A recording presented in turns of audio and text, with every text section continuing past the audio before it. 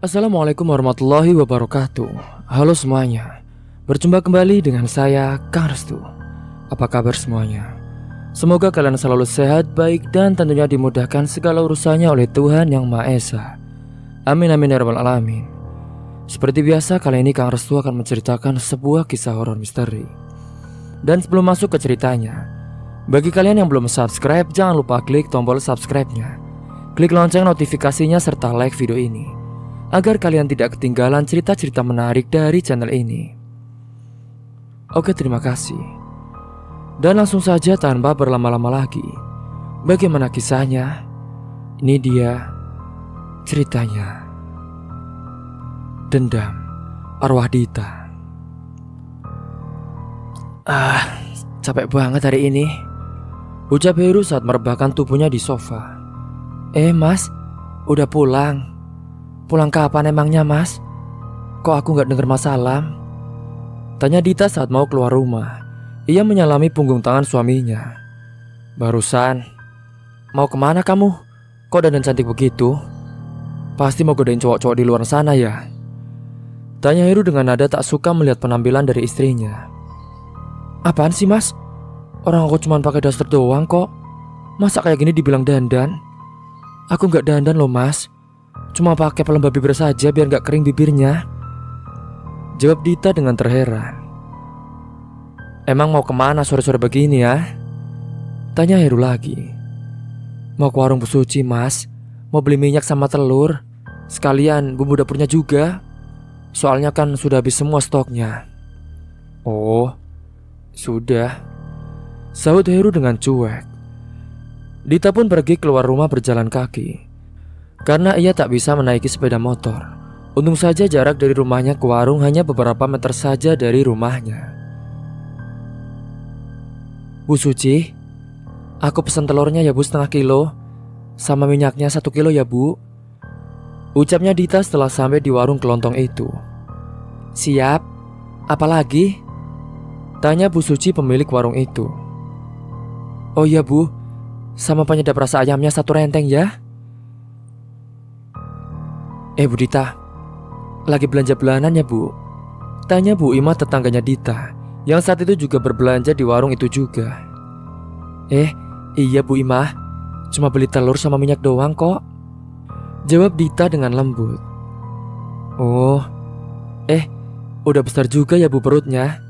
Emangnya udah berapa bulan sih bu? Tanya Bu Ima dengan penasaran. Udah 9 bulan ini bu, katanya sih sekitar 1 mingguan lagi lahir, jawab Dita kepada Bu Ima. Saat dia sedang berbincang, tiba-tiba Bu Suci menyela. Ini Bu Dita, totalnya 50.000 ya bu. Oh iya bu, ini uangnya, ucap Dita sambil menyerahkan uang 1 lembar berwarna biru. Singkatnya sesampainya di rumah, Dita mendapati suaminya yang tertidur dalam posisi memegang ponselnya, yang dimana ia sedang bermain sebuah game online. Dita langsung mengambil ponselnya untuk mengeceknya, tetapi saat itu Heru terbangun. Ia menyadari ponselnya ada di dalam genggaman tangan istrinya. Ponsel itu pun langsung diserobot sama Heru. Dita pun lalu terkejut. Main game apa itu kamu mas? Tanya Dita penasaran. Apaan sih? Cuma game biasa kok. Ya siapa tahu hoki bisa dapat uang, jawab Heru kepada Dita. Emangnya bisa mas? Cuman main game doang tapi bisa dapat uang? Tanya Dita tak percaya. Bisa lah. Sudah, sana masak saja. Mas lapar belum makan, usir Heru kepada Dita. Dita mendelik sebal karena setiap kali ia menanyakan tentang game yang sering dimainkan suaminya, pasti dia tidak diberitahu, dan malah berakhir ia diusir seperti tadi. Kalah mulu. Kapan nih dapat jackpotnya ya? Mana udah habis modal 800.000 lagi, gumam Heru dengan gusar. Sebenarnya main game apaan sih itu mas Heru? Emangnya ada ya game yang bisa ngasilin uang? Celoteh Dita sambil memasak telur yang baru dibelinya. Mama, kakak udah wangi, pekik Farhan, anak laki-laki pertamanya Dita dan Heru, yang saat itu baru berusia 4 tahun. Sayang, Sini coba Mama cium, ucap Dita sambil mengendus pipi anak laki-lakinya itu. Wah, iya udah wangi. Kakak tunggu di meja makan dulu ya. Bentar lagi Mama selesai masaknya. Nanti kita makan sama-sama ya. Sama Bibi juga, tadi dia diajak, ucap Dita kepada Farhan. Farhan mengangguk pelan. Ia berlari ke meja makan lalu duduk dengan tenang yang di sampingnya ada Jia, ART di rumah itu. Meski mereka mempunyai ART, tetapi kalau urusan dapur Dita semua yang menanganinya. Singkatnya setelah 10 menit kemudian, makanannya pun telah tersaji di meja. Semuanya pun sudah berkumpul di meja makan untuk makan malam bersama. Heru terus saja bermain game di ponselnya, meski sekarang ia sedang makan bersama. Tetapi ia tak menikmati hal itu, malah terfokus dengan game online itu. Dita pun langsung menegur suaminya. Makan dulu mas, gamenya nanti lagi kan bisa, ucap Dita sambil menatap Heru yang ada di hadapannya. Makan tinggal makan aja kok ribet, saut Heru yang tak mengalihkan pandangannya dari ponsel. Mas, kita lagi kumpul loh mas. Apa salahnya sih kalau main gamenya nanti? Sekarang pun kita masih bisa berkumpul. Nikmatin dulu waktunya mas, ucap Dita kepada suaminya. Heru lalu menatap Dita dengan tajam. Saat itu Heru menyelesaikan makanannya yang masih setengah. Ia pun sengaja meletakkan sendok di atas piring kacanya itu dengan kasar. Prang! Astaga, gumam Dita. Ia mengelus dadanya karena terkejut. Mas, habisin dulu makanannya, pakik Dita yang melihat suaminya itu berjalan semakin menjauh. Karena tak ada sautan dari suaminya, akhirnya dia pun menyusulnya. Jia, setelah makanannya selesai, langsung kamar saja ya, temenin Farhan tidur. Jangan keluar kamar lagi sampai pagi besok. Jangan lupa, pintunya dikunci, pinta Dita kepada ART-nya. Iya mbak. Jia memang selalu memanggil Dita dengan sebutan mbak, karena memang Dita yang menyuruhnya. Ia tak mau dipanggil dengan ibu, karena Dita menganggap kalau mereka itu saudaraan. Tidak ada perbedaan antara ART dan juga majikan. Lagi pula usia Jia lebih muda daripada Dita, hanya berselisih 5 tahun saja. Kasihan Mbak Dita, dia pasti capek menghadapi suaminya, batin Jia saat itu sambil menyuapi Farhan. Semoga kamu jadi anak yang kuat ya nak, lanjut batin Jia menatap Farhan. Jia sudah tak heran lagi dengan pemandangan yang ia lihat setiap harinya. Ia juga sudah bekerja dengan keluarga Dita selama 4 tahun ini, dari mulai Farhan masih bayi hingga sekarang. Heru dan Dita juga kerap kali ada masalah setiap harinya. Pasti ada saja hal sepele yang membuatnya bertengkar pada hari itu. Heru juga seringkali berbuat KDRT terhadap Dita, padahal Dita tengah mengandung anaknya. Mas, kamu bisa gak sih mas, luangin waktu sebentar aja buat keluarga kita. Kita juga jarang komunikasi loh mas. Kamu lebih asik sama ponsel kamu. Bahkan kalau kita ngumpul pun, kamu gak peduli dengan keadaan sekitar mas, ucap Dita yang kini telah berdiri tepat di hadapan Heru yang duduk di sofa ruang tamu. Tiap hari juga kumpul kok. Kenapa sih selalu saja permasalahan hal begituan? Gak pegel apa itu mulut nyerocos mulu, saud Heru kepada Dita. Mas, kamu ini kepala keluarga loh mas. Harusnya tuh kamu bisa bikin keluarga kita jadi lebih harmonis lagi mas. Kamu tak perhatiin semenjak kamu main game online itu, kita jadi jarang kumpul mas. Bercandaan bareng, ngobrol bareng. Sekarang kamu lebih asik sama game itu, celoteh Dita. Ia sudah duduk di samping Heru. Aku juga bentar lagi lahiran loh mas. Aku butuh support dari kamu. Masa kamu gini terus sih mas? Aku tahu kamu capek kerja butuh hiburan, tapi ya gak on time kamu main game online terus dong mas. Sampai anak sama istri dilupain. Hari libur aja kamu lebih milih main game itu daripada ngobrol sama aku sama Farhan, imbu Dita kepada Heru suaminya. Ia merasa jengkel karena Heru selalu menyepelekan hal-hal kecil, padahal menurutnya walaupun hal-hal kecil tetapi sangat tetap berharga bagi dia. Udah ngomongnya, tanya Heru. Tak ada sautan dari Dita. Ia lalu menatap suaminya lekat-lekat. Ya udah, Kalau gitu, aku pergi dulu ya. Pamit Heru lalu ia menyambar kunci motor yang tergantung di dinding depan pintu kamar mereka. Mau kemana lagi, Mas? Ini sudah mau jam 9 loh. Besok kan kamu kerja, Mas? Tanya Dita kepada Heru. Heru tak menjawab pertanyaan dari istrinya. Ia terus saja berjalan keluar rumah lalu ia membawa motornya entah kemana. Ya Tuhan, kuatkanlah hati hamba, batin Dita. Ia memilih masuk untuk beristirahat sambil menunggu suaminya pulang. Hingga singkatnya pukul menunjukkan 12 malam. Tetapi suaminya pun tak kunjung pulang juga. Dita khawatir karena suaminya tak pulang-pulang. Ia memutuskan untuk tetap menunggunya, tetapi di saat Dita hampir terpejam, saat itu ia mendengar suara suaminya yang mengetuk pintu rumahnya. Tok tok tok. Dita, buka pintunya, Dit. Panggil Heru setengah berteriak. Sontak Dita pun langsung ke depan membukakan pintu untuk suaminya. Mas, panggil Dita dengan matanya yang berkaca-kaca. Ia memeluk suaminya yang diambang pintu itu. Ia sangat merindukan keromantisan dengan suaminya. Tetapi saat Dita masih mengandung anak keduanya, sekarang Heru tidak pernah lagi terlihat romantis dengan Dita. Minggir, usir Heru. Ia melepaskan pelukan Dita lalu memasukkan sepeda motornya ke dalam rumah. Setelah memasukkan sepeda motornya, Heru pun langsung ke kamar.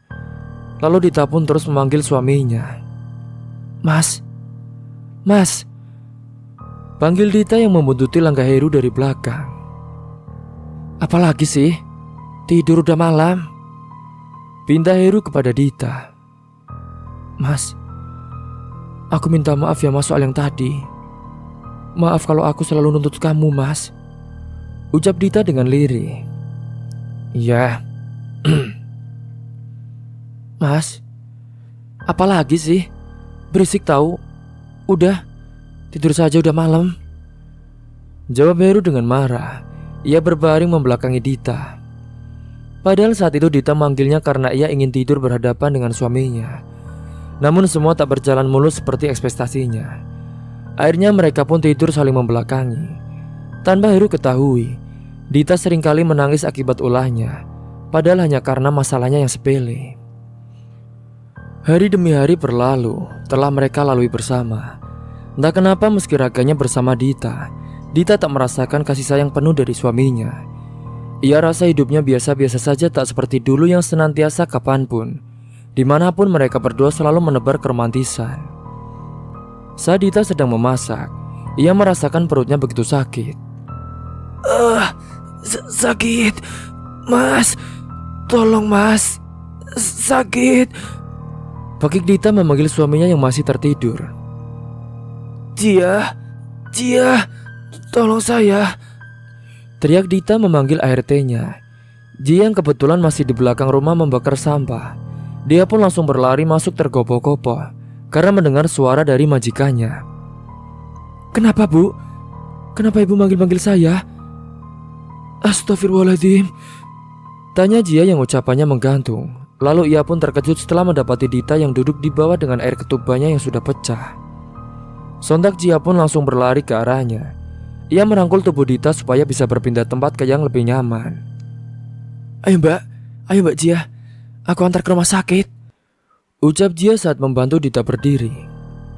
Gak usah Jia, Mbak gak punya banyak uang.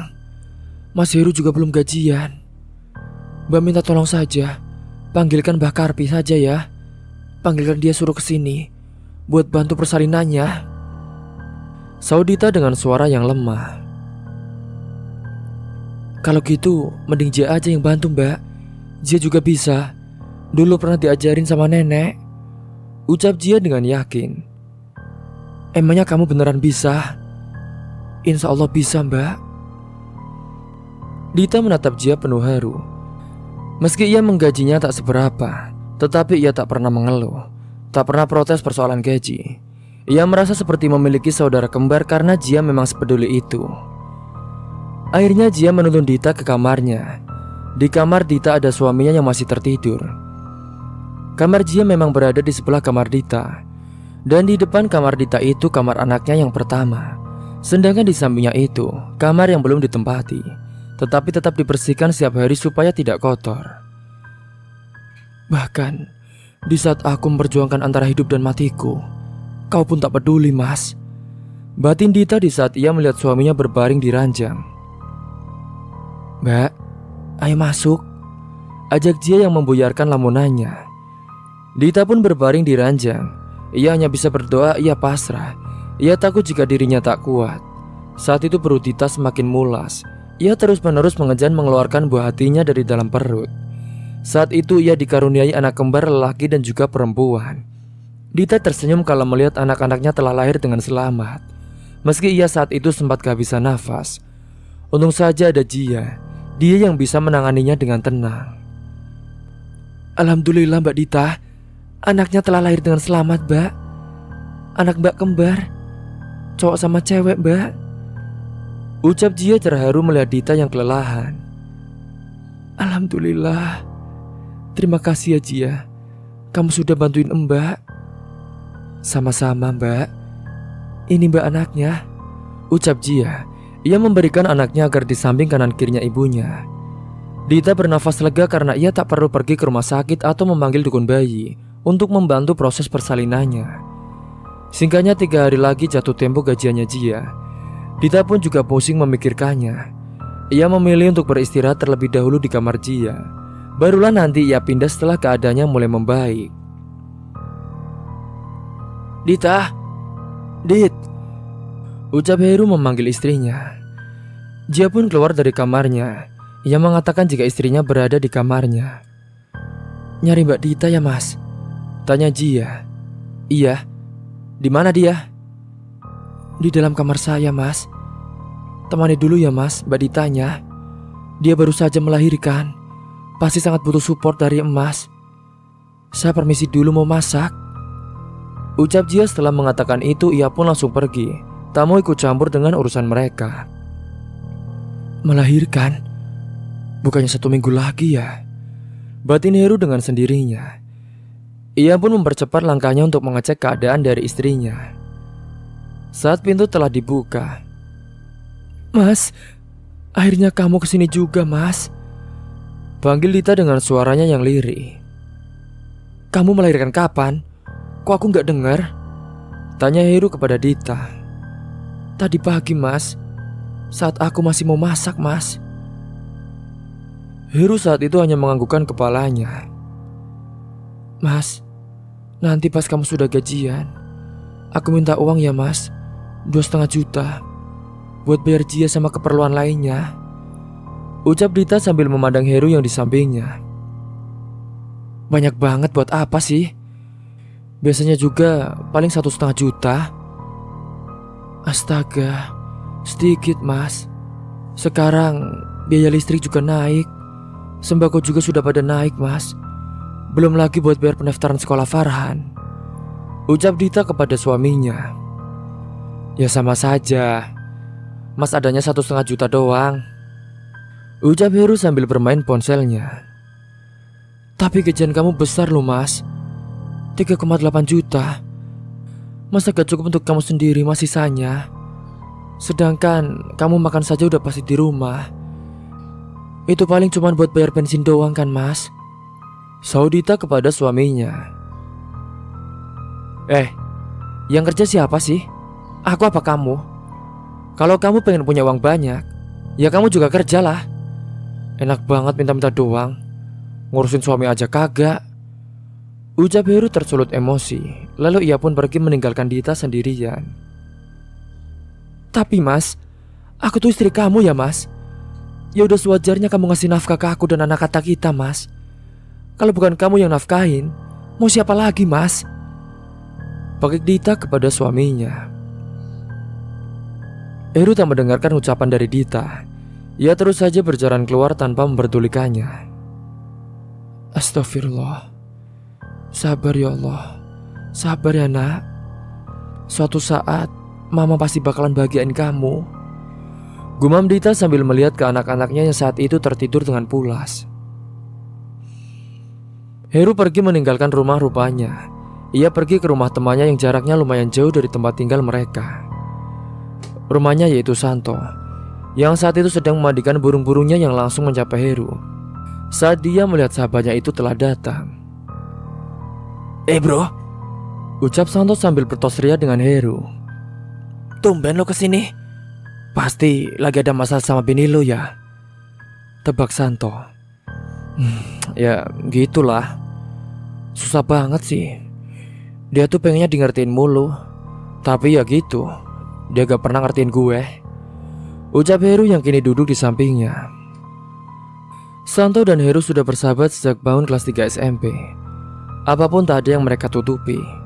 Mereka selalu bertukar cerita meski sekarang mereka mempunyai keluarga masing-masing. Namun Santo juga tak pernah cerita kepada Heru tentang bagaimana suasana di dalam rumah tangganya, karena menurutnya itu semua adalah privasi. Berbanding terbalik dengan Heru, ia malah kerap kali bercerita tentang kehidupan rumah tangganya. Ya elah, emangnya masalah apaan lagi coba? Tanya Santo kepada Heru. Lo tahu kan, setiap gue ngasih dia uang pasti cuma 1,5 juta doang. Nah sekarang dia mintanya 2,5 juta. Mentang-mentang dia tahu gajian gue udah naik, dia juga minta uang bulannya juga naik. Gue yang kerja malah dapat dikit doang uangnya, jawab Heru menjelaskan. Lo bego apa gimana sih? Wajar lah istri lo minta lebih. Gajian lo kan nambah, kebutuhan pasti juga nambah. Apalagi semua biaya listrik, sembako, semuanya naik Her. Belum lagi lo bayar ART lo, ucap Santo kepada Heru. Tapi walaupun rumah lo gede, kok pengeluaran lo sedikit banget sih? Tanya Heru kepada Santo. Astaga, lo jangan bandingin ke gue kali. Rumah gue gede tapi gue juga gak nyewa pembantu kali. Semuanya dikerjain bareng-bareng. Kalau istri gue nyuci, ya gue yang jemur baju. Kalau istri gue yang masak, ya gue yang nyuci piring. Gitu, ya jelas beda lah. Apalagi gue belum juga dikaruniai anak sampai sekarang. Ya jadi buat apa nyewa pembantu? Kecuali kalau aku udah punya anak, baru gue nyewa pembantu, biar gak terlalu capek, jawab Santo sedikit sewa dengan akal pikiran Heru. Gak tau dah, gue pusing. Mana anak kembar gue baru lahir hari ini lagi, tambah pusing gue entah-entah, ucap Heru menatap langit yang cerah. Berarti lo punya anak 3 sekarang? Tanya Santo tak percaya. Iya. Kalau gitu sih gue dukung istri lo. Bayangin aja ya, anak lo sekarang sudah 3, belum lagi tambah pembantu, biaya rumah, dan lain-lain. Pasti banyak Her, saut Santo kepada Heru. Heru kebingungan karena uang gajiannya cuma tersisa 1,8 juta saja. Makanya ia keberatan istrinya meminta gaji lebih kepadanya. Duh, gimana ya? Masa yang 1,5 jutanya gue kasih ke dia, 300 ribu mana cukup buat masang lagi? Batin Heru yang terus kepikiran. Ternyata uang Heru habis karena untuk judi online. Jadi ia sekarang kebingungan untuk menutup kekurangan uangnya. Akhirnya terlintas di pikiran Heru untuk meminjam uang secara online.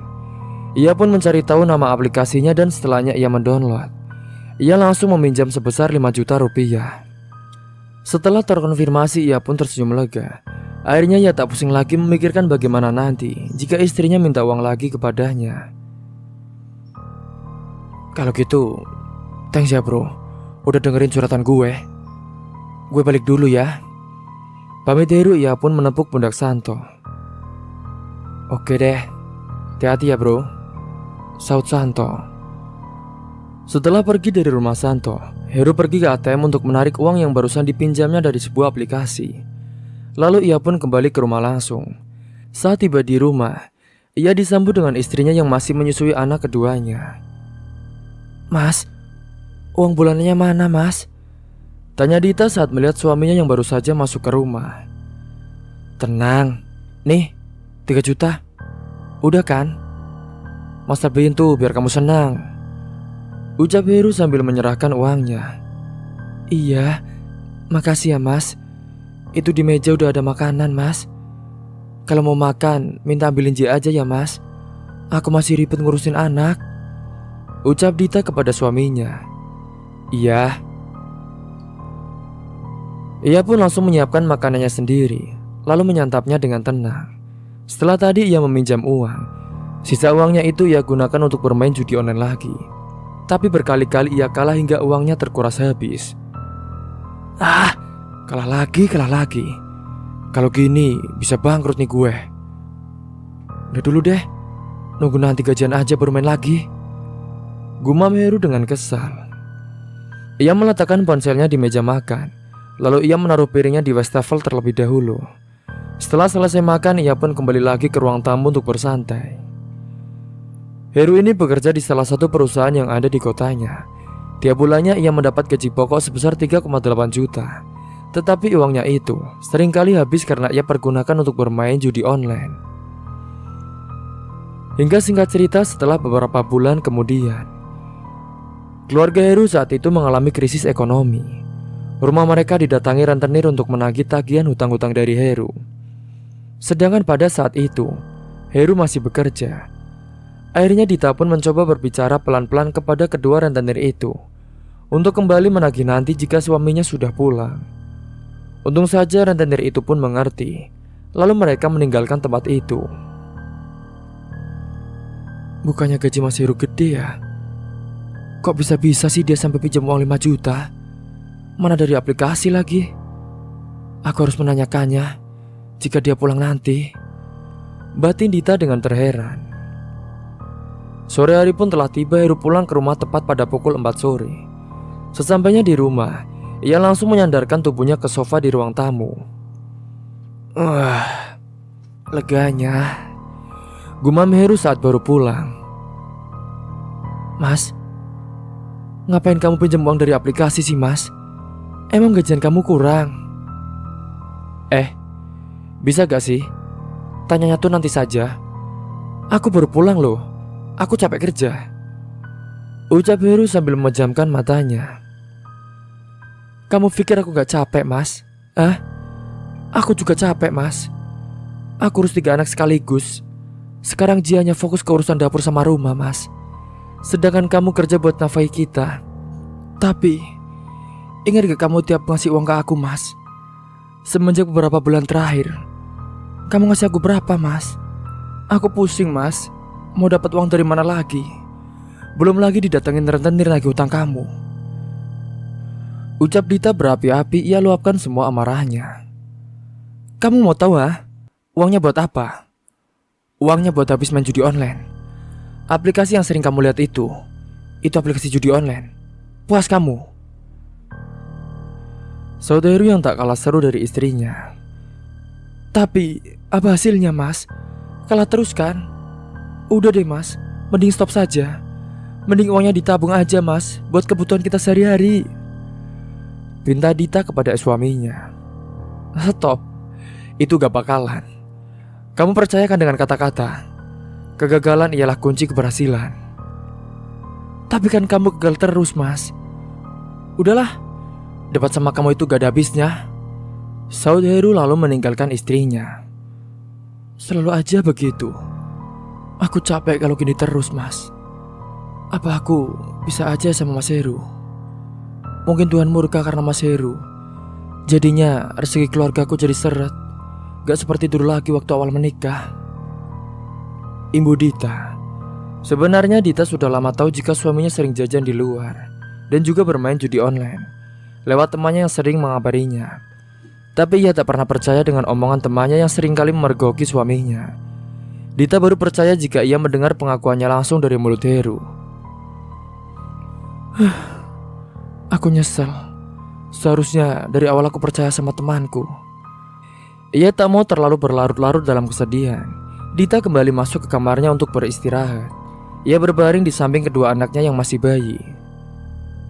Maafin mama ya dek, kelahiran kamu kali ini kurang tercukupi, gumam Dita sambil mencium kening kedua bayi kembarnya.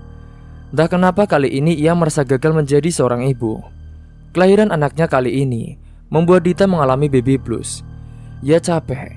Ia merasa memikul bebannya sendirian. Ia tak tahu lagi harus bagaimana.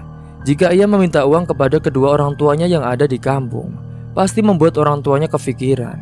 Karena pasti mereka pikir jika Dita tak bahagia dengan suaminya. Dita pun memilih memendamnya sendiri. Ia harus mencoba lebih sabar lagi menghadapi segala cobaan yang dialami oleh keluarganya. Seiring berjalannya waktu, kini kedua anak kembar Dita sudah berusia 10 bulan. Kehidupannya juga masih sama seperti itu-itu saja. Tidak ada yang berubah. Untungnya ART Dita mengerti kondisi perekonomian mereka. Jadi ia tak banyak protes jika Dita hanya memasak makanannya sedikit. Pada suatu hari, Dita mau membeli susu formula untuk anak-anaknya, tetapi ia tak memiliki uang cash lagi. Ia pun berniat untuk mengambil uangnya terlebih dahulu di ATM terdekat. Dan sekaligus ia mau mengecek saldo milik suaminya. Pakai uangnya Mas aja kali ya. Mumpung dia gak tahu, aku juga punya uang simpanan. Jadi uang simpananku gunakan nanti saja jika aku benar-benar tak memegang uang sepeser pun. Gumam Dita di tengah perjalanan. Setelah sampai di ATM, ia pun langsung mengeceknya. Betapa terkejutnya ia setelah mendapati nominal yang tertera di mesin itu. Apa? Sisa 800 ribu? Bukannya Mas baru saja gajian kemarin ya? Kemana uang 3 jutanya itu? Batin Dita meluap-luap. Ia marah kepada suaminya padahal baru gajian 2 hari yang lalu. Tetapi sekarang uangnya sudah tersisa 800 ribu. Dan suaminya pun tidak memberitahunya sama sekali. Saat itu Dita pun langsung menelpon suaminya. Meski suaminya masih bekerja, ia tetap harus meluruskan masalah ini sesegera mungkin. Mas, uang 3 jutanya kamu kemanain Mas? Kok cuma sisa 800 ribu doang? Tanya Dita dengan nada meninggi. Bisa gak sih? Gak usah gas gitu ngomongnya. Saud Heru di seberang telepon. Iya, kamu kemanain uangnya Mas? Buat apa? Kenapa kamu gak bilang ke aku dulu? Saat Dita sedang menyerocos, Heru mematikan teleponnya sepihak. Ia malu karena dilihatin oleh teman kerjanya yang lain. Dita tak tinggal diam, ia pun terus-menerus menelpon suaminya itu. Namun sudah berkali-kali tak kunjung diangkat sampai teman kerja Heru pun menegurnya untuk mengangkat terlebih dahulu, karena itu mengganggu para pekerja yang lainnya. Her, angkat dulu Her teleponnya, biar gak bunyi terus. Iya ya, sorry ya. Gue izin ke belakang dulu mau angkat telepon, ucap Heru lalu ia pergi ke toilet untuk mengangkatnya. Setelah puluhan kali Dita menelepon, akhirnya diangkat juga oleh Heru. Apa sih Dit? Bisa gak sih gak ganggu Mas dulu? Mas lagi kerja. Ini juga kan demi kebaikan keluarga kita, ucap Heru di serbang telepon. Pulang sekarang Mas, atau aku bakar anak-anak kita, ancam Dita kepada Heru. Heru sangat shock mendengarnya, sampai ia memelototkan kedua bola matanya. Jangan gila ya kamu Dit. Oke gak apa-apa. Kalau kamu gak mau pulang sekarang juga, biar ku singkirkan anak kita sendiri. Saud Dita yang telah diselimuti oleh amarah. Ia pun mematikan teleponnya secara sepihak. Akal pikirannya sudah berjalan tak seperti biasanya. Kali ini Dita benar-benar marah dengan suaminya. Apalagi saat ia mengajukan perceraian. Dia tidak diproses-proses sampai beberapa bulan. Dan sekalinya sudah diproses, Heru malah membakar kertas itu.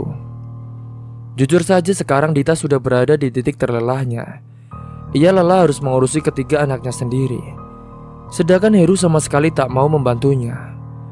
Hari-harinya hanya makan tidur kerja, tetapi uang bulanannya tiap bulan terus saja berkurang.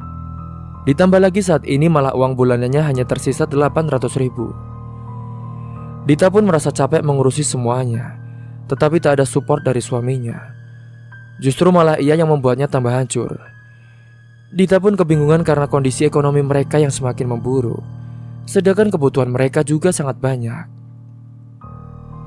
Setelah mematikan teleponnya secara sepihak, Dita langsung pulang ke rumah. Tetapi sebelumnya ia membeli bensin terlebih dahulu di salah satu SPBU. Ia membawanya menggunakan botol yang berukuran kurang lebih 1,5 liter.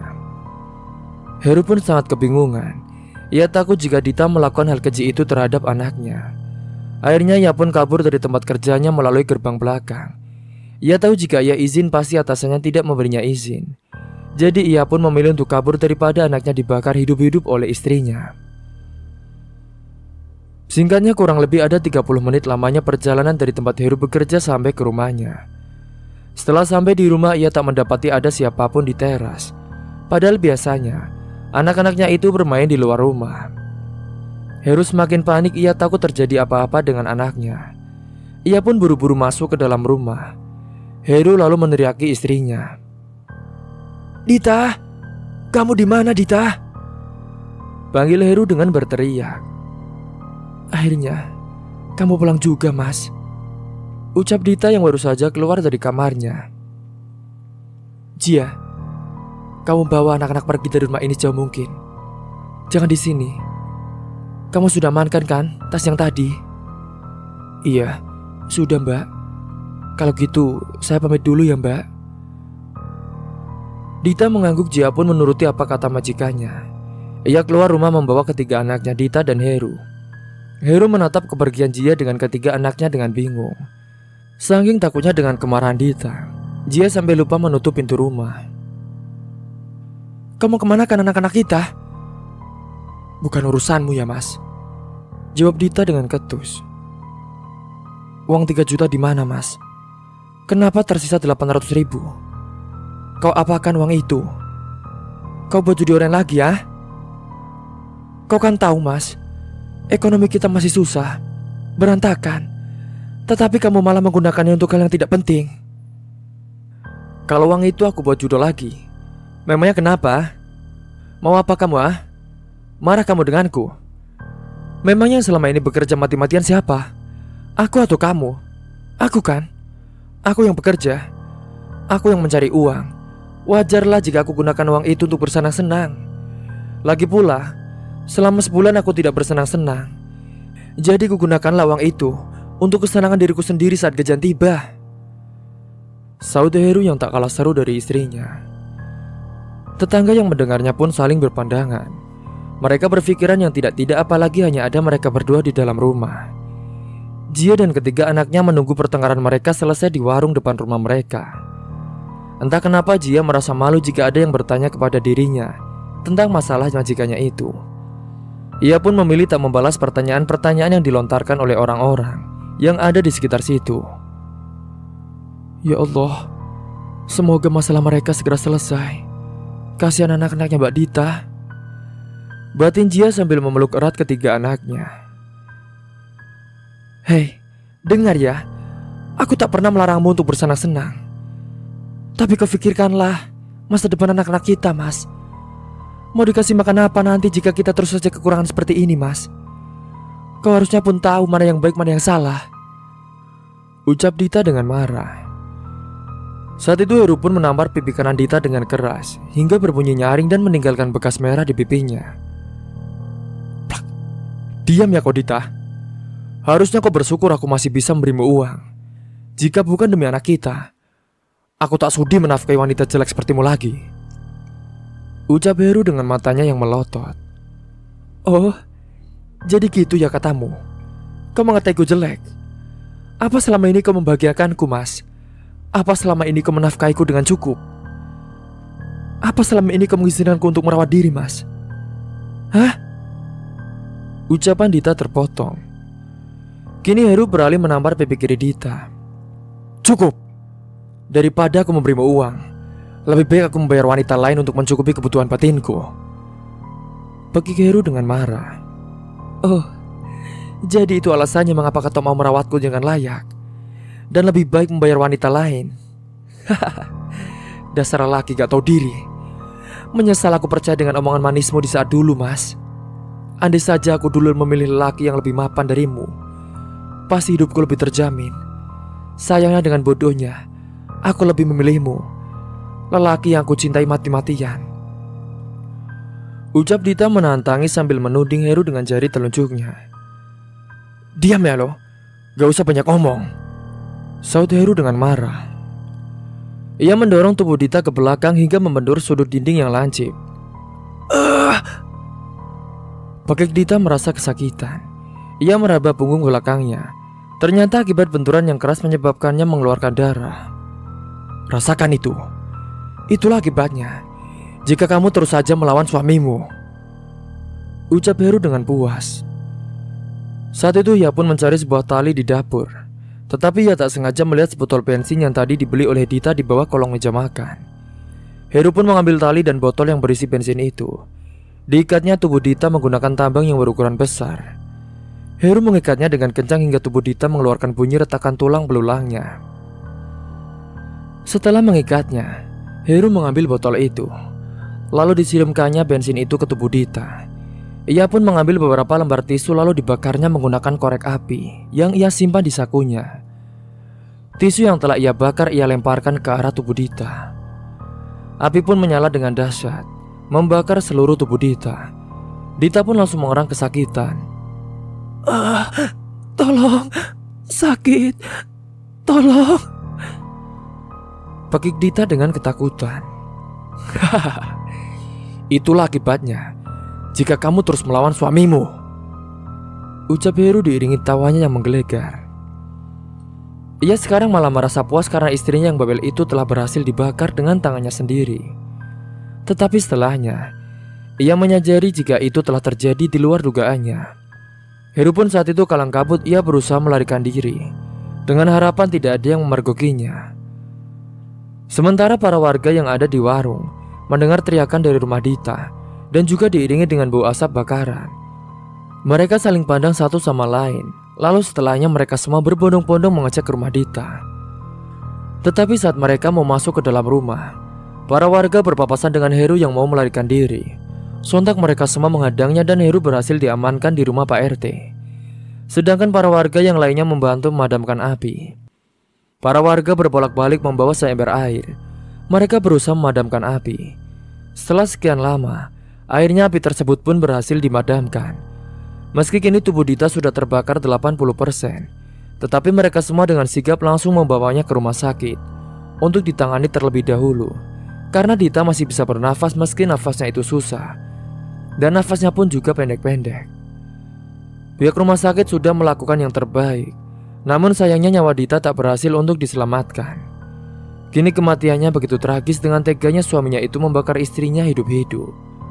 Padahal istrinya tadi hanya mengancamnya supaya suaminya mau pulang dan juga menyelesaikan masalahnya di hari itu juga.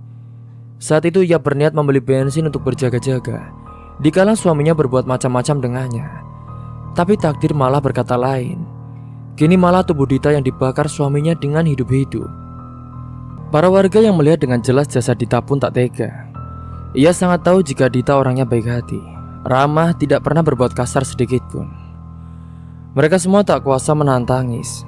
Mereka pun merasakan bagaimana sakitnya dibunuh oleh suaminya sendiri. Bahkan Heru melakukannya dengan cara membakar istrinya dengan hidup-hidup.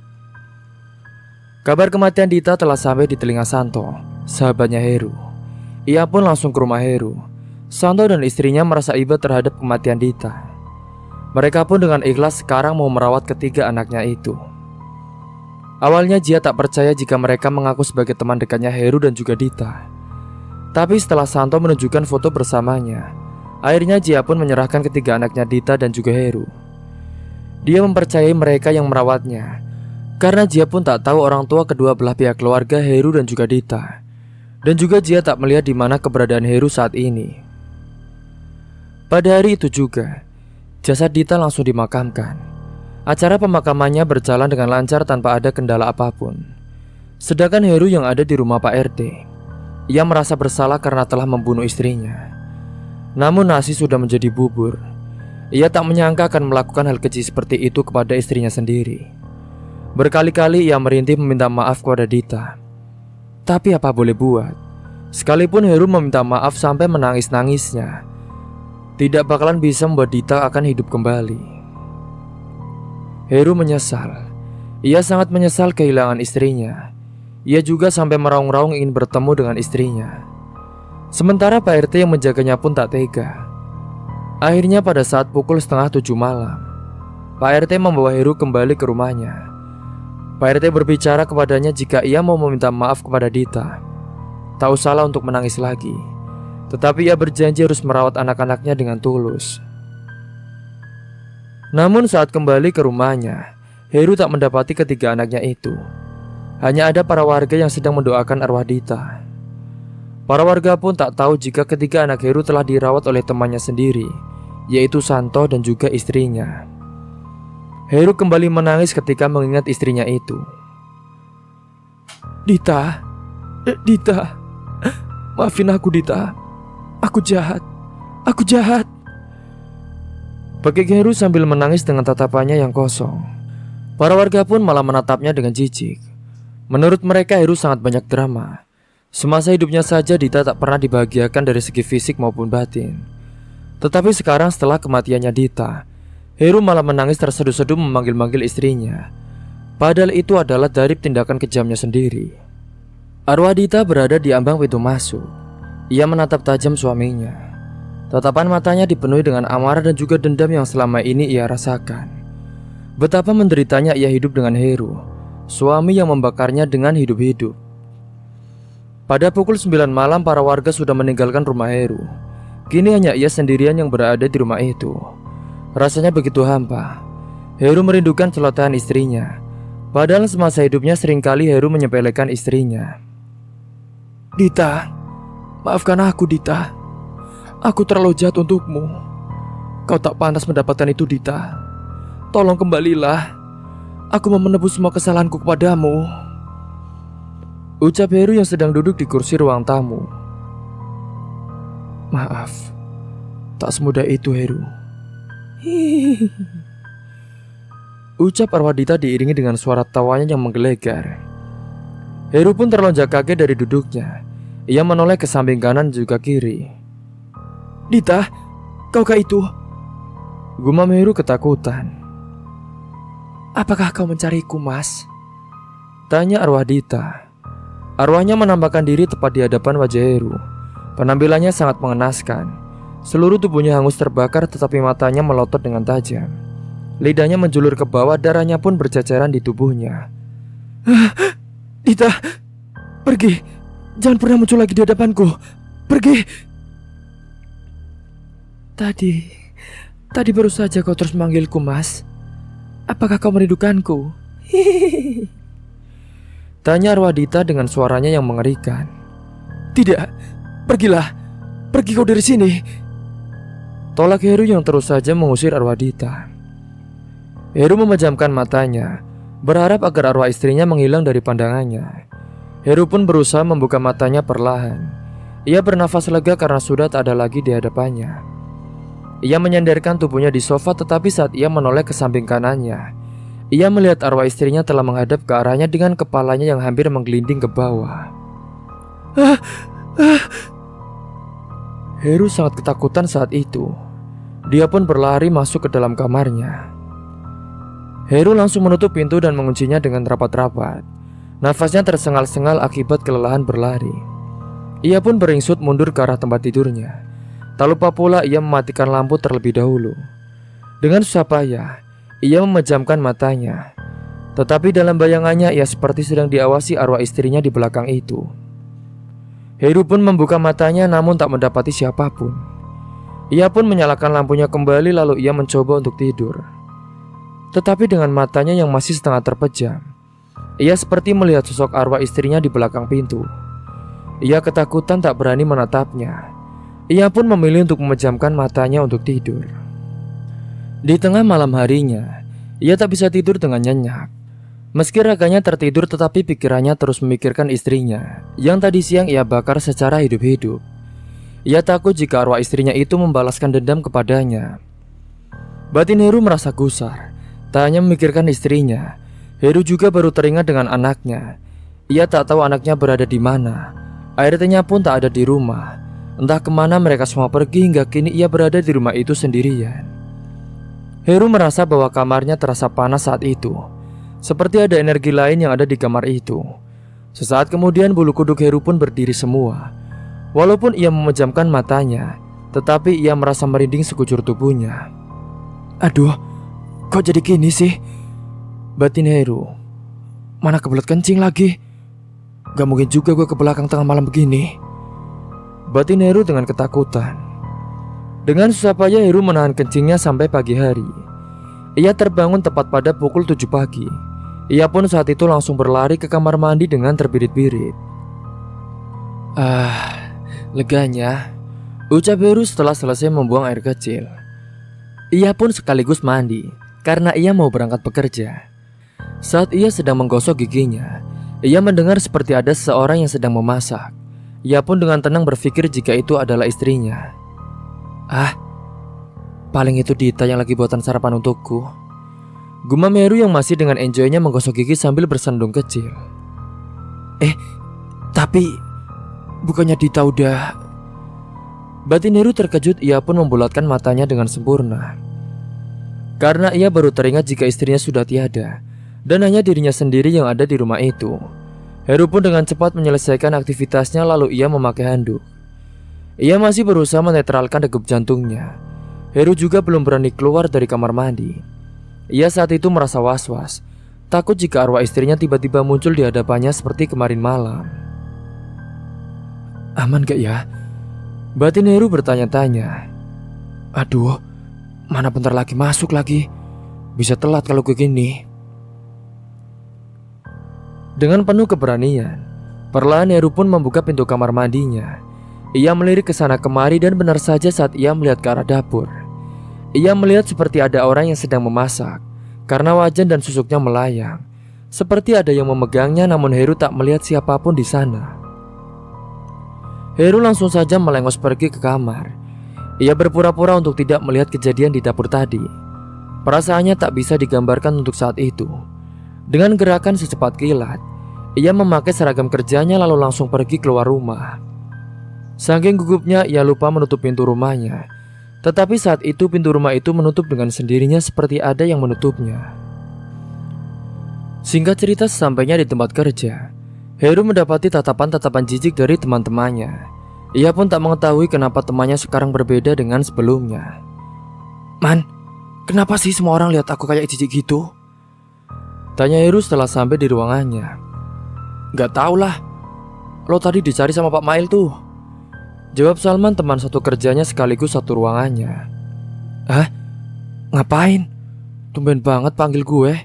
Masih pagi juga, ucap Heru terheran-heran. Ya gue gak tahu sih, tinggal samperin aja sana. Apa susahnya sih? Saud Salman dengan sewot. Ia pun merasa aneh dengan sikap Salman. Padahal Salman bukanlah tipe cowok yang irit bicara dan juga ketus. Tetapi hari ini Salman berubah 180 derajat, tak seperti biasanya. Heru pun langsung ke ruangan Pak Mail. Saat itu sampainya di ruangan itu, Heru pun mengetuk ruangan itu. Tok tok tok. Masuk, titah Pak Mail. Heru pun langsung masuk ke dalam ruangannya. Ia berdiri di depan meja kerja Pak Mail.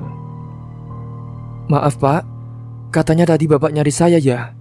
Ada apa ya Pak? Tanya Heru kepada Pak Mail. Pak Mail yang tadinya fokus dengan kerjanya, ia pun menghentikan aktivitasnya sejenak lalu menyuruh Heru untuk duduk di kursi depan meja kerjanya. Duduk. Saat itu Heru pun mengikuti arahan dari Pak Mail. Tampak ia seperti mencari sebuah map coklat dari laci meja kerjanya. Silakan dibaca dengan teliti, pinta Pak Mail sambil menyerahkan sebuah map coklat kepada Heru. Aduh, deg-degan gue nih kalau udah gini, batin Heru dengan deg-degan. Dengan perasaan yang campur aduk, Heru memberanikan diri untuk membuka map itu. Lalu dibukanya map itu dengan perlahan. Apa? Saya dipecat? Tanya Heru terbata-bata kepada Pak Mail. Pak Mail pun mengangguk sebagai jawaban. Kenapa Pak? Bisakah saya tahu alasannya apa Pak? Yang pertama, kemarin kamu meninggalkan kantor tanpa sepengetahuan saya dan staf karyawan lainnya. Kedua, kamu kemarin ada kasus membunuh istri kamu sendiri hidup-hidup. Benar kan? Dan ketiga, karena riwayat hidupmu yang mampu menjadi ancaman, bisa saja bertambah ke perusahaan. Jadi dengan terpaksa, saya harus memberhentikan kamu. Jelas Pak Mail dengan panjang lebar. Tapi kan saya bisa memperbaiki semuanya Pak. Saya mohon Pak, jangan pecat saya, ucap Heru memohon sampai bersujud di kaki Pak Mail. Bangunlah, tidak usah seperti ini lagi. Ini gaji kamu bulan ini. Kamu tetap mendapatkan gaji pokok per bulannya. Dan ini pesangon dari saya.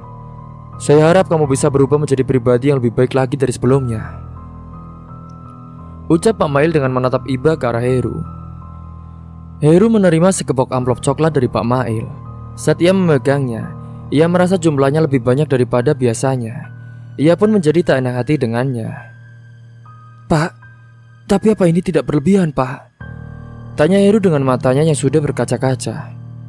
"Tidak, kinerjamu bagus, Heru. Bahkan lebih bagus dari temanmu yang lain. Tapi sayangnya pola hidupmu yang membuatmu menutup jalan rezeki. Renungkanlah dan berubahlah agar kamu tak melakukan hal yang sama lagi," ucap Pak Mail. Heru pun tersenyum. Ia bangga mendapat atasan seperti Pak Mail. Jarang-jarang di luar sana ada orang yang memanusiakan manusia dengan layak. "Terima kasih ya, Pak. Saya terima kasih sekali lagi, Pak. Maafkan atas semua kesalahan saya, Pak.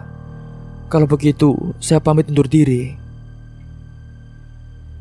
Heru langsung pergi meninggalkan ruangan dari Pak Mail. Sebelum benar-benar pergi dari perusahaan itu, ia kembali ke ruangannya untuk mengambil barangnya yang tertinggal. "Man, terima kasih ya. Udah pernah jadi teman kerja gue. Gue pamit. Semoga lo sukses ya," ucap Heru menepuk pundak Salman. Tanpa menunggu jawaban dari Salman, ia buru-buru langsung pergi dari ruangan itu. Salman menatap kepergian Heru penuh kesedihan. Menurutnya Heru sebenarnya orang yang baik, tetapi semenjak kenal dengan judi online, dia berubah menjadi lelaki yang temperamen apalagi terhadap istrinya. Gue harus bisa. Batin Heru menguatkan dirinya sendiri setelah melangkah pergi dari gedung perusahaan tempat kerjanya. Pak Mail pun saat itu sama, ia menatap iba ke arah Heru yang berlalu pergi meninggalkan gedungnya. Akhirnya saat itu, Heru tak tahu harus kemana. Ia pun tak ingin berada di rumahnya karena pasti ia nantinya dihantui dengan rasa bersalahnya dengan terus-menerus. Dia pun pergi ke warung. Ia memesan segelas kopi sambil menunggu pesanannya dibuat. Ia seperti biasa bermain judi online di ponselnya. Tadi dapat pesangon berapa ya? Batin Heru bertanya-tanya karena ia belum membuka amplop itu. Setelahnya ia membuka tas lalu mengambil amplopnya itu. Ia terkejut karena di dalamnya berisi uang 10 juta.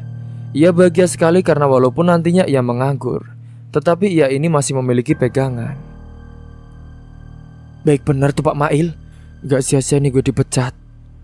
Andai aja gak dipecat, harus berjuang selama 3 bulan dulu, gue baru bisa dapat uang segini. Batin Heru ia pun tersenyum-senyum melihat sejumlah uang amplop itu. Ia pun langsung memasukkan amplopnya lagi ke dalam tas. Sambil bermain judi online, Heru sesekali menyeruput kopinya. Hingga singkatnya hari pun mulai sore. Ia kembali ke rumah untuk membersihkan diri terlebih dahulu. Sesampainya di rumah, seperti biasa ia menyandarkan tubuhnya di sofa ruang tamu. Setiap hari Heru terus melakukan hal yang sama karena itu membuat tubuhnya terasa rileks. Ia pun membuka aplikasi game judi online-nya lagi. Tetapi berkali-kali ia main tetap saja ia kalah. Ia hanya mendapat kemenangan sekali saja di saat awalan bermain. Setelahnya ia terus-menerus mengalami kekalahan. Saat ia sedang terfokus dengan gamenya, ia mencium bau anyir yang sangat menyeruak. Heru pun lalu mengendus-endus hidungnya. Bau apa ini ya? Batin Heru. Tiba-tiba cairan kental berwarna merah jatuh di layar ponsel milik Heru. Apa ini? Tanya Heru dengan penasaran. Ia pun mencium dan memegangnya. Lalu ia menatap ke langit-langit rumahnya. Darah. Teriak Heru dengan ketakutan. Ternyata itu adalah tetesan darah dari Alwadita. Heru pun berlari masuk ke dalam kamar. Ia beringsut mundur di pojok ruangan. Arwadita kembali menampakkan wujud aslinya di hadapan Heru. Ia bergidik ngeri. Arwadita terus berjalan terseok-seok ke arahnya. Saat Dita mau mencakar tubuh Heru, Heru pun berlari ke arah dapur untuk mengambil pisau. Dita pun kembali mengikutinya. Heru mendorongkan pisau itu ke depan tubuh Dita. Dengan sisa keberanian yang ia punya, Heru pun langsung menyalakan kompor untuk memanasi pisau yang telah dipegangnya. Jangan mendekat! Jangan mendekat! Teriak Heru ketakutan. Lihatlah wajahmu, Mas. Yang dulunya seperti singa yang ingin menerkam mangsanya, kini terlihat seperti seekor kelinci yang ketakutan, Mas. Rintih Arwadita. Mau apa kamu dariku? Tanya Heru dengan lantang. Dita terus berjalan ke arahnya. Ia menjulurkan kedua tangannya ke depan Heru. Heru pun semakin ketakutan, ia bingung harus bagaimana lagi. Pikirannya sudah buyar, yang terpenting bagi dirinya harus tetap selamat. Ia melemparkan beberapa peralatan yang ada di dapur. Piring-piring kaca pun pecah sampai berserakan di lantai. Ia juga sampai melempar magicom ke arah arwah Dita. Namun itu semua tak ada pengaruhnya dengan arwah Dita. Ia pun tetap saja berjalan maju ke depan Heru. Hanya tersisa kompor dan juga tabung gas. Dengan buru-buru Heru pun lupa mematikan kompornya. Ia langsung mencabut regulator gasnya, lalu ia melemparkan ke arah arwah Dita. Dan saat itu, gas itu pun meledak. Apinya menyala begitu dahsyat, Heru semakin ketakutan. Saat itu tak ada jalan lain selain pintu depan, karena pintu belakangnya ternyata terkunci. Aku harus bagaimana ini? Aku harus bagaimana? Batin Heru panik karena apinya yang semakin membesar itu. Sementara arwah Dita sangat senang melihat kejadian itu. Akses menuju ke pintu utama ternyata tertutup oleh api. Heru pun mengumpulkan keberanian untuk menerobosnya. Ia pikir tak apa ia kepanasan sebentar. Yang terpenting ia bisa keluar dari rumah itu daripada nantinya ia terbakar hidup-hidup. Lindungilah hamba-Mu Tuhan, lindungilah. Heru pun mengambil nafasnya dalam-dalam untuk berlari keluar. Kau takkan bisa keluar dari dalam sini, Heru. Pekik arwah Dita. Heru memejamkan matanya, lalu ia membukanya perlahan dan ia berlari dengan secepat kilat, menembus api yang bertambah besar saat itu. Tetapi saat itu takdir berkata lain. Saat Heru sedang berlari, ia tak sengaja menginjak pecahan kaca yang membuatnya terpleset. Tubuhnya pun terjatuh tepat di tengah-tengah panasnya api itu berkobar. Panas! Teriak Heru dengan kepanasan. Tolong! Tolong! Panas! Heru berteriak dengan kerasa yang kini suaranya pun semakin melemah. Arwah Dita tertawa dengan bahagianya melihat suaminya pun sama-sama terbakar. Akhirnya aku tidak sendirian lagi, Mas. Bagi arwah Dita diiringi dengan gelak tawanya yang menggelegar. Tubuh Heru terbakar hangus. Tetangganya merasa ada yang aneh dari rumah Heru. Kini kedua kalinya mereka mencium bau asap dari rumah Heru. Namun mereka berpikir jika ada orang lain yang masih membakar sampah pada malam hari ini. Kebetulan saat itu Bu Suci mau mengantarkan makanan yang dipesan oleh Heru sebelum ia tadi pulang ke rumahnya. Namun saat ia mau masuk, ia melihat ada api yang berkobar di dalam rumah Heru. Dengan cepat Bu Suci pun keluar rumah dan juga berteriak meminta tolong. Astagfirullahaladzim, tolong, tolong, kebakaran! Teriak Bu Suci dengan lantang. Para warga akhirnya pun berdatangan ke sumber suara itu. Astagfirullahaladzim. Pekik mereka semua yang terkejut melihat kebakaran itu. Dengan gerakan kilat beberapa warga pun berbondong-bondong membawa seember air. Sedangkan Bu Suci saat itu menelpon pemadam kebakaran karena memang apinya mulai membesar. Para warga sudah mulai kelelahan memadamkan apinya. Namun bukannya api itu padam, tetapi malah bertambah besar. Untung saja saat itu mobil pemadam kebakaran sudah datang. Akhirnya para pemadam mengambil alih untuk memadamkan api itu. Sedangkan para warga yang sedari tadi membantunya menepi ke warung Bu Suci. Di tengah-tengah kobaran api yang begitu dahsyat, mereka semua seperti melihat dengan jelas adanya wajah Dita tersenyum mengerikan di kobaran api itu. Astagfirullahaladzim, apa kalian melihatnya? Tanya salah satu warga yang tadi ikut memadamkan apinya. Warga yang lainnya pun mengangguk. Mereka menyimpulkan jika kini kematian Heru ada sangkut pautnya dengan kematian Dita yang masih belum tenang, yang meninggalkan dunia karena urusannya belum selesai. Singkatnya api pun berhasil dipadamkan tepat pada pukul jam 12 malam. Tak hanya para warga, pemadam kebakaran pun ikut kelelahan. Padahal rumah Heru tergolong rumah biasa, standar seperti rumah yang lainnya. Tetapi entah kenapa apinya susah dipadamkan sampai kurang lebih 3 jam baru bisa padam. Tak hanya pemadam kebakaran saja, saat itu polisi pun ikut turun tangan untuk mengecek apakah ada korban jiwa atau tidak. Sekitar ada 5 orang polisi ditugaskan untuk mencari keseluruhan ruangan itu. Saat mereka mau mencari ke arah dapur, saat itu ada salah satu polisi yang menemukan jasad Heru dengan kondisi yang sangat mengenaskan. Tubuh Heru gosong seperti abu, mulutnya menganga dengan lebar, dan beberapa bagian tubuh lainnya telah hancur. Dengan cepat para polisi itu pun mengeksekusi jasad Heru. Mereka membawanya ke rumah sakit untuk melakukan otopsi. Sementara salah satu polisi yang berjaga di luar Mereka bertanya kepada warga yang ada di situ. "Apakah di sini ada saudara korban?" tanya Pak Polisi kepada beberapa warga yang telah berdiri tak jauh dari rumah Heru. Mereka yang semuanya ditanyai, mereka menggeleng. "Apa kalian tahu ada keluarga korban yang bisa dihubungi?" tanya Pak Polisi itu sekali lagi. Lagi-lagi mereka yang ditanyai hanya menggeleng tanda tidak tahu. Akhirnya Bu Suci pun mendekat ke arah polisi itu untuk berbicara. "Pak, saya mau berbicara tentang keluarga korban, Pak," ucap Bu Suci. "Silakan, Bu." "Belum ada 1 minggu, korban membunuh istrinya dengan cara dibakar hidup-hidup, Pak. Tetapi warga sini tak ada yang berani mengusutnya karena tak berani ke kantor polisi. Lalu, kalau kematian korban tak ada yang tahu, Pak. Tapi tadi sekitar pukul kurang lebih 8:30, saya lihat ada api dari dalam rumahnya, Pak. Terus saya teriak minta tolong. Kalau kedua keluarga korban warga sini pun tidak ada yang tahu, Pak, karena mereka merantau di kota, lalu tinggal di daerah sini." Jelas Bu Suci panjang lebar. Pak Polisi itu pun mengangguk paham meski tak ditulis di catatan, tapi ia mengingatnya. "Baiklah, terima kasih atas informasinya, Bu." "Iya, Pak, sama-sama." Setelah semua kasusnya telah ditangani oleh polisi, akhirnya mereka semua pun bisa bernafas dengan lega karena urusannya telah selesai. Mereka pun kembali ke rumah masing-masing untuk beristirahat. Entah kenapa malam itu Bu Suci tidak bisa tidur.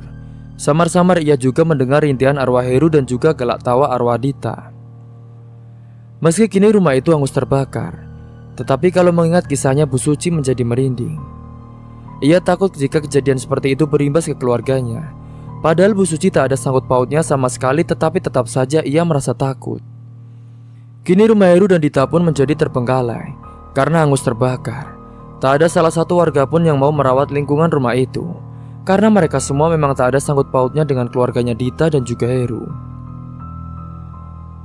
Singkat cerita, pada keesokan paginya, rumah Heru ini didatangi oleh kedua rentenir.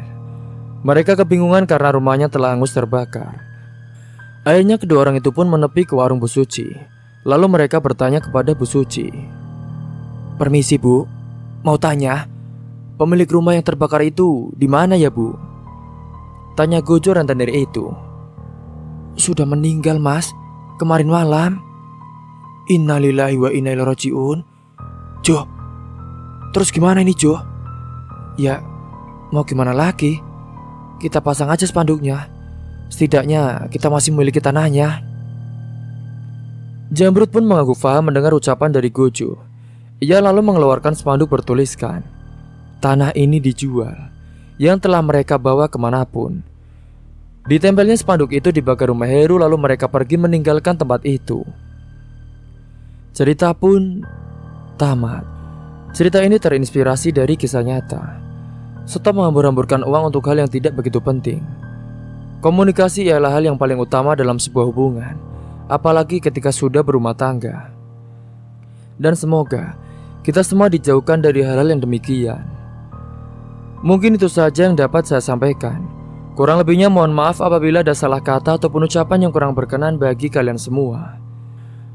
Semoga kalian bisa mengambil hikmah dan pelajaran, serta kalian bisa mengambil sisi positifnya dan buang jauh-jauh sisi negatifnya. Sampai jumpa di cerita selanjutnya. Akhir kata, wassalamualaikum warahmatullahi wabarakatuh.